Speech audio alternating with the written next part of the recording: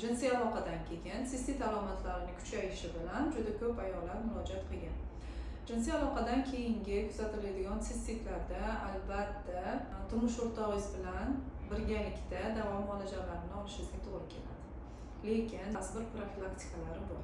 Bunga nimalar kiradi? Birinchi o'rinda to'g'ri tahorat olish. To'g'ri tahorat olish bo'yicha ham sizlarga bitta video qilib beraman, xudo xolisa.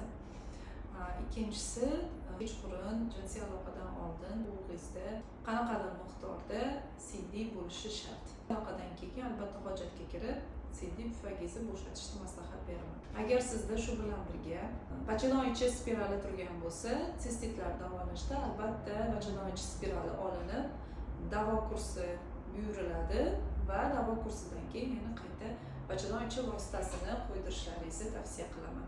Va shuni aytib o'tishim lozimki, agar kimga malakali yordam kerak bo'ladigan bo'lsa, bemalol murojaat qilishingiz mumkin.